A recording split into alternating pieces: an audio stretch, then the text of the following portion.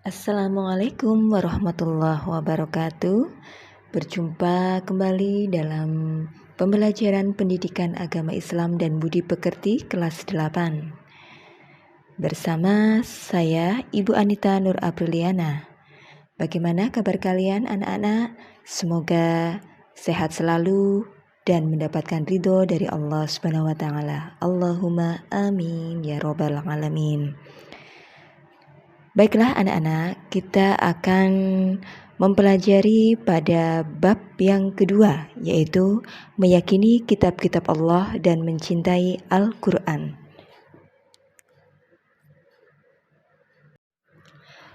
Setelah mengikuti kegiatan belajar pada materi meyakini kitab-kitab Allah dan mencintai Al-Quran, kalian diharapkan dapat menganalisis tentang iman kepada kitab-kitab Allah. Kemudian dapat membangun sikap mencintai Al-Quran. Dan yang terakhir, kalian mampu mengimplementasikan cara beriman kepada kitab-kitab Allah. Pada pertemuan kali ini, diharapkan kalian mampu menganalisis tentang iman kepada kitab-kitab Allah. Marilah kita mulai pada materi pertemuan kali ini anak-anak. Tetap semangat. Sebelumnya, marilah kita berpikir sejenak tentang dunia jika tanpa aturan. Menurut kalian bagaimana? Manusia adalah makhluk sosial, makhluk yang membutuhkan bantuan dari orang lain. Dalam berinteraksi, tentu membutuhkan suatu aturan. Sebagai contoh, dalam suatu pertandingan, pasti ada suatu aturan yang mengikat. Kemudian di dalam keluarga ada suatu aturan. Di dalam masyarakat dan negara pun ada suatu aturan. Coba kita bayangkan anak-anak, jika kehidupan manusia itu tanpa adanya aturan, apa yang akan terjadi kira-kira? Ya, banyak sekali konflik terjadi di mana-mana. Kriminalitas merupakan suatu hal yang biasa. Kemudian manusia diliputi dengan ketakutan, hilangnya rasa kasih sayang, rusaknya peradaban manusia, dan tidak adanya kedamaian. Kitab-kitab Allah dapat memberi jalan keluar terhadap setiap masalah dan kesulitan yang dihadapi oleh manusia. Dan dengan adanya kitab-kitab Allah, manusia dapat membedakan mana yang benar dan mana yang salah, mana yang hak dan mana yang batil, mana yang bermanfaat dan mana yang mengandung mudarat ataupun keburukan. Mari kita uraikan tentang pengertian iman kepada kitab-kitab Allah. Iman secara bahasa berarti pengakuan yang melahirkan sikap menerima dan tunduk. Sedangkan secara istilah, iman itu berarti membenarkan dengan hati, mengikrarkan dengan lisan, dan membuktikan dengan perbuatan. Sedangkan iman kepada kitab Allah berarti adalah membenarkan bahwa Allah mempunyai kitab-kitab yang diturunkan kepada para rasulnya. Kitab-kitab ini merupakan kalam Allah yang berfungsi sebagai cahaya dan petunjuk bagi manusia. Semua kandungannya merupakan kebenaran yang wajib diikuti dan dilaksanakan.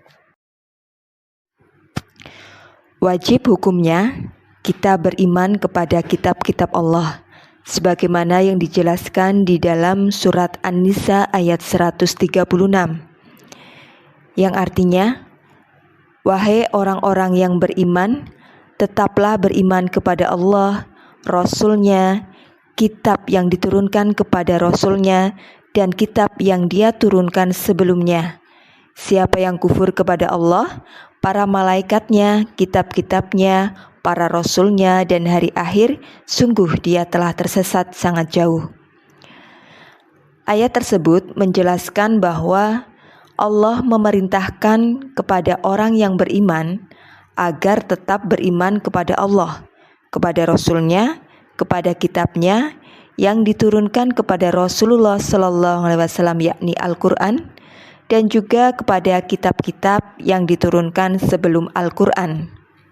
Sedangkan orang-orang yang kufur, yang tidak beriman kepada Allah, tidak beriman kepada malaikatnya, tidak beriman kepada kitabnya, dan tidak beriman kepada Rasul dan hari akhir, mereka sebenarnya telah sesat hidupnya. Setiap muslim wajib beriman kepada semua kitab yang diturunkan oleh Allah kepada para rasulnya.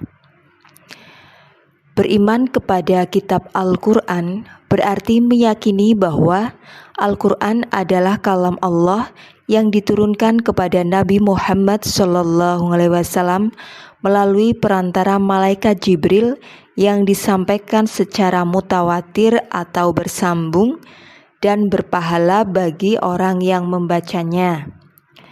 Sedangkan beriman kepada kitab terdahulu berarti meyakini kebenaran semua kitab yang telah diwahyukan oleh Allah kepada para rasul terdahulu. Namun, bukan berarti meyakini semua isi kandungan yang terdapat di dalamnya. Akan tetapi yang dimaksud dengan beriman kepada kitab terdahulu adalah hanya meyakini isi kandungan yang sesuai dengan Al-Quran saja. Meskipun demikian, kandungan yang tidak sesuai dengan Al-Quran itu tidak berarti salah. Kandungan itu benar, hanya saja berlaku pada zamannya saja dan sudah dihapus dengan diturunkannya Al-Quran. Kitab Allah yang disebutkan di dalam Al-Quran dan hadis adalah kitab Taurat, kitab Zabur, kitab Injil, dan kitab Al-Quran. Kitab Taurat adalah kitab yang diturunkan oleh Allah kepada Nabi Musa alaihissalam. Kitab Taurat merupakan petunjuk bagi Nabi Musa alaihissalam dan nabi-nabi dari Bani Israel sesudahnya sampai kepada Nabi Isa alaihissalam. Kitab Taurat diturunkan sebagai pedoman bagi Bani Israel yang kemudian disebut sebagai bangsa Yahudi. Kitab Taurat hanya digunakan untuk memutuskan perkara orang-orang dari Bani Israel saja, karena kitab ini memang hanya diturunkan bagi mereka. Sepeninggal para nabi dari Bani Israel, kitab Taurat ini digunakan oleh tokoh-tokoh dan pendeta Yahudi sebagai undang-undang untuk memutuskan berbagai perkara orang-orang Yahudi. Selanjutnya kitab Zabur. Kitab Zabur ini adalah kitab yang diturunkan oleh Allah kepada Nabi Daud alaihissalam. Nabi Daud alaihissalam merupakan salah satu nabi dari Bani Israel. Sebagai nabi dari Bani Israel, Nabi Daud menggunakan kitab Taurat untuk memutuskan berbagai perkara orang-orang Yahudi. Namun, kepada Nabi Daud alaihissalam Allah juga menurunkan kitab Zabur. Zabur terdiri dari 150 surat yang berisi nasihat-nasihat, hikmah, pujian dan sanjungan kepada Allah Subhanahu wa taala dan menggunakan bahasa Kipti. Selanjutnya kitab Injil. Kitab Injil adalah kitab yang diturunkan oleh Allah kepada Nabi Isa alaihissalam. Ya, seperti halnya Nabi Musa alaihissalam dan Nabi Daud alaihissalam, Nabi Isa juga merupakan nabi dari Bani Israel atau bangsa Yahudi. Dalam hal ini, kitab Injil berfungsi untuk membenarkan kitab Taurat yang mengandung nilai-nilai yang dapat menyelamatkan umatnya dari kesesatan, yaitu dalam akidah dan amal perbuatan seperti tauhid, yakni memberantas syirik dan berhala yang menjadi sumber khurafat dan kebatilan. Kitab Injil juga berisi petunjuk dan pengajaran baru. Salah satunya adalah ajaran yang memberitahukan bahwa akan muncul seorang nabi yang memiliki sifat-sifat mulia, syariatnya lebih sempurna dan bersifat universal atau menyeluruh, tidak terbatas oleh waktu dan tempat.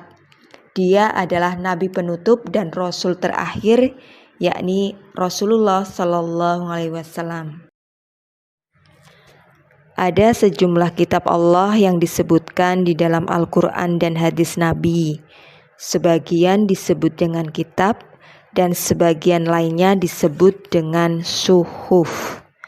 Suhuf adalah lembaran-lembaran yang berisi firman-firman Allah, yaitu suhuf Musa dan suhuf Ibrahim.